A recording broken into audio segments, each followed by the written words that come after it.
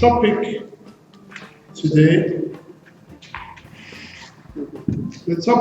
is the business of architecture, and that is quite a wide subject area.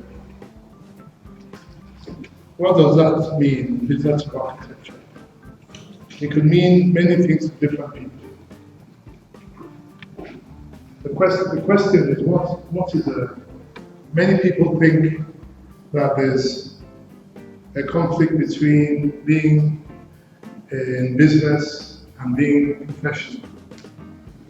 The biggest problem many architects have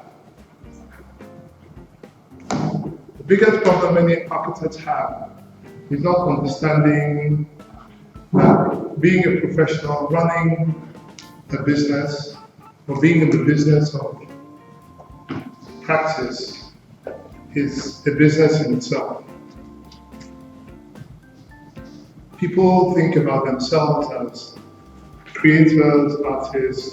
The topic business of architecture is generally confusing for many people because they don't believe that architecture is a business.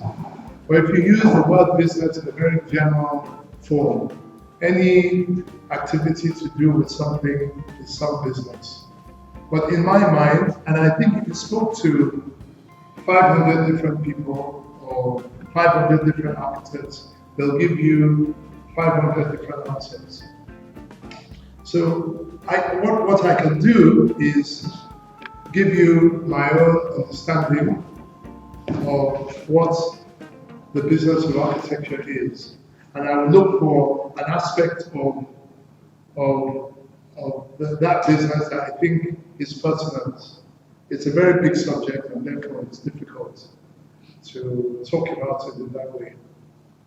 But I can start by looking historically at what architects are seen to be, and what people, and I always say it's very important that we understand what has happened before our time to explain what is happening now and what may happen in future, and to give us an understanding of what this business that we're in is.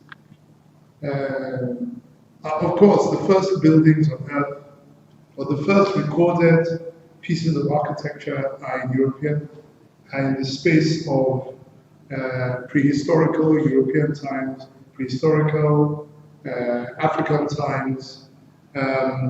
But the first real known pieces of architecture were not necessarily designed by architects, but designed by cultures.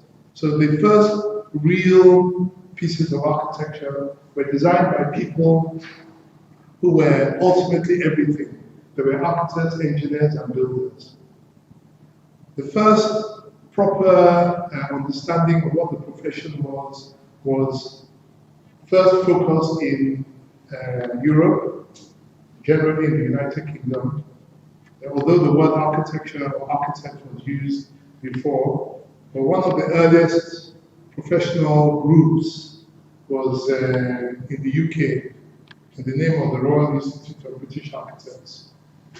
But before that, architects were artists, they were builders, they were engineers, they were everything to every man. But then what has happened is over time, they found that they needed to regulate what architecture was. And the RIBA was essentially just a club of people who designed buildings. And then it came later, I think maybe RIBA started in the 19th century, but the real regulation of what is an architect and the business of architecture came in 1930s, maybe 1934, with the Architects Registration Board. And of course in America, like everything, also started in America, very much close to this sort of thinking. And then of course the whole of the world, with the Commonwealth, Africa, Europe, you know. So what is the business of architecture? I can jump quickly and say it's it has to do with the practice of architecture. So how do you practice architecture?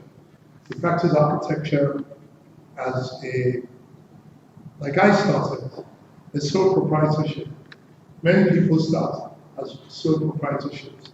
And before the end of the 19th century, many architects practiced as sole proprietorships. And then in those days you had star architects. So you had somebody who designed a particular building. And those buildings took 10, 15, 20 years to build. Yeah, and they were in charge of virtually everything. The design, the building, the engineering, everything. Yeah. So many, and in those days, you learned your trade.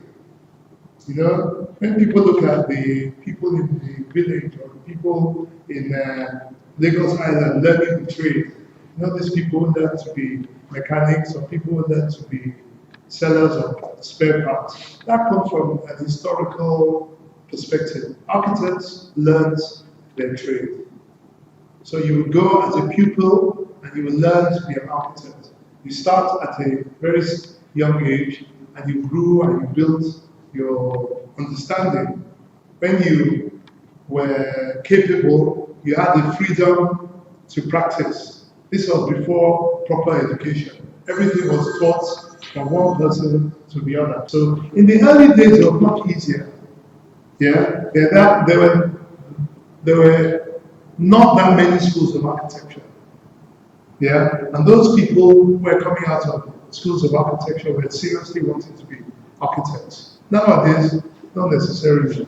Everyone does jam. Say which one can they pass? They do it.